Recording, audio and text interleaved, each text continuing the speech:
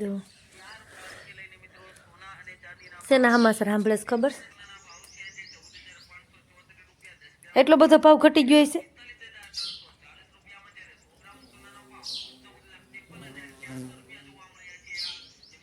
ખોટું હોય છે, એટલા બધા ભાવ ન ઘટ્યા હોય કઈ.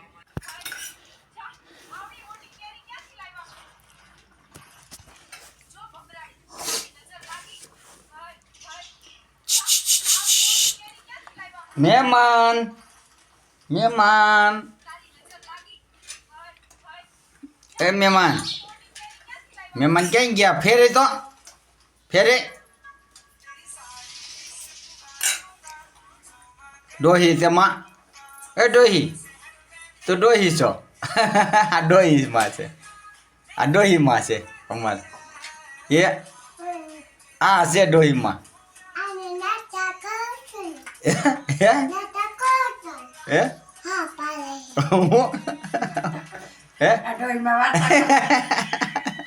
ડોહીમાં છે. આ કોણ વાર્તા કરે? કોણ કોણ છે એ વાર્તા કરે? કેવી વાર્તા કરે? તું કહેતો આવડે શું હોય ને? કેવું હોય કહેતો? સપટી બોલ લાવતા, છોકરાને સમજાવતા. એક ભાગો મંદિર રાતે બોલાવતા હતા. હું બોલાવતા હતા. હે બાર મંદિર હું બોલાવતો. હે કાંઈ નહીં, એવું ન ખાય તો કાંઈ નહીં. હવે હવે ખબર એમાં ખાઈ જા બધી. દહીં ખવડાવી દે, ખાવું હોય તો દહીં ખાઈ જા. નથી ખાવું કાંઈ નહીં, હાલ તું ખાઈ જાય બધું, એટલે ઠેકાણે થાય. દહીં નથી ખાવું. આમ હજી હજી હાલી જા, આમ માથે બી જાવ, માથે પી જા. આમ આગે નથી બે હતી, બે આ બાજુ લે. ઓય તને કહો એ ચપકડી એ કાબર છે, કાબર. આ કઈ જે કરવું હોય કાંઈ નહીં. હેલો મિત્રો, તમે આગળ વિડીયોમાં જોયું તેમ અમારી વ્યારાબેન તો જો સવારે આંગણવાડીએ ગઈ હતી તો ત્યાં થોડું ઘણું ખાધું હોય છે, અને ઘરે આવીને દહીં ને એવું ખાતી હતી, પણ નખરા કરતી હતી, ફોન જોતી હતી. તમે જોયું ને અમારા બેનના નખરા. ત્યાં તો હમણાં બહુ સાયકલી થાય છે. અને જો હું બપોર પછી અત્યારે 4:30 વાગ્યા છે અને ભૂખ લાગી હતી તે કરું છું ભેળ વ્યારાબેન વગરની. તો વ્યારા હોય ને તો એમ કે મમ્મા ભેળ બનાવી નહીં, મમ્મા ઓલું બનાવી નહીં, માલે ભેળ ખાવી એમ કહેતી હોય. તો મેં કીધું લઈ હું આજ તો એકલી જ છું તો એ બનાવી નાખું. મારી વ્યારાબેન હવે પ્રમ દિવસે આવી જશે, કાલનો દિવસ છે. બસ મારા વિડીયોમાં ભેગી ને ભેગી ઘૂમતી છે. ત્યારે એને વિડીયો કોલ કર્યો પણ ઉપાડ્યો નહીં. કદાચ મારા મમ્મીની લોકો કંઈક કામ કરતા હશે, આડાવડા હશે ને ફોન કંઈક પડ્યો હશે. સવારે એકલી વહી ગઈ હતી.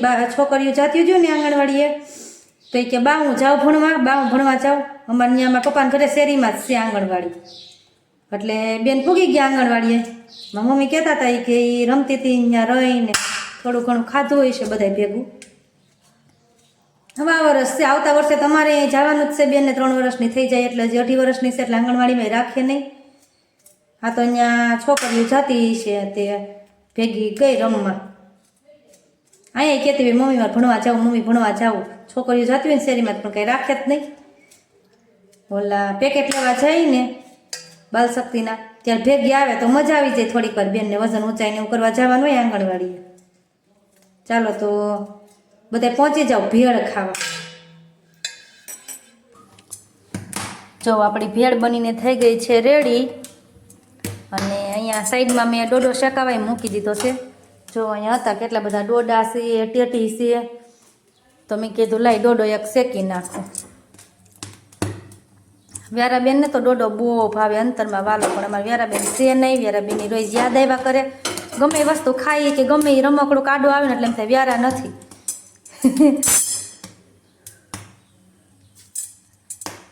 ચાલો તો શેકેલો ડોડો ખાવા, બપોર પછીના નાસ્તામાં ભેળ ખાવા.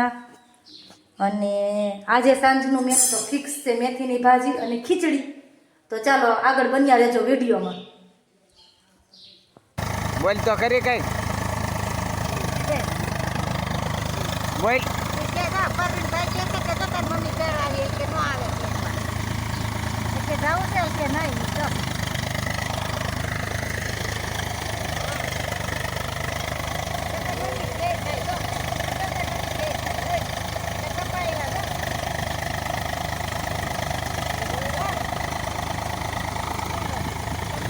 ઓય ઓય કપડા પહેરો ને ઓય કાઢો માં પપ્પાના છે ઓય એને ખબર છે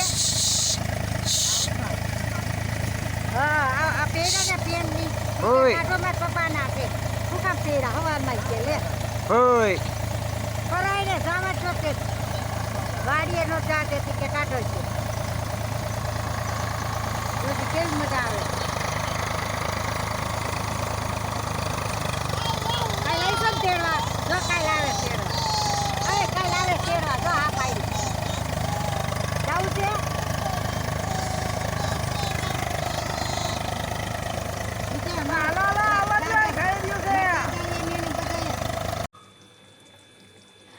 મેં તમને આગળ એમ કીધું હતું કે મેથીની ભાજી અને ખીચડી બનાવવાની છે, પણ પ્લાન ચેન્જ થઈ ગયો હતો. ટમેટાનું શાક અને ખીચડી બનાવી છે. અને તમે આગળ વિડીયોમાં જોયું તેમ અમારી યારાબેન જે વાડીએ ગયા હતા તે મારા પપ્પાએ વિડીયો બનાવીને મોકલ્યો છે. વાડીએ જવું તો બહુ ગમે. અહીંયા હતી તોય વાડીએ જતી તો એને મોજે મોજ હતી. અને આજે મારા પપ્પાને ઘરે છે તો પણ ત્યાં વાડીએ ગઈ છે અને જલસા કરે છે. અને અમારે તમને ખબર છે ટમેટા તો ઘરના થાય છે. આગળ વિડીયોમાં બતાવ્યું હતું એટલે હાલતા પ્લાન ચેન્જ થઈ જાય. અને જુઓ મસ્ત એવું આપણે ટમેટાનું શાક વઘારી નાખ્યું છે. તો ચાલો બધા પહોંચી જાઓ ટમેટાનું શાક, ખીચડી અને રોટલી ખાવા. અને મારા માટે એક બાજરાનો રોટલો બનાવવાનો છે. ચાલો મળીએ નેક્સ્ટ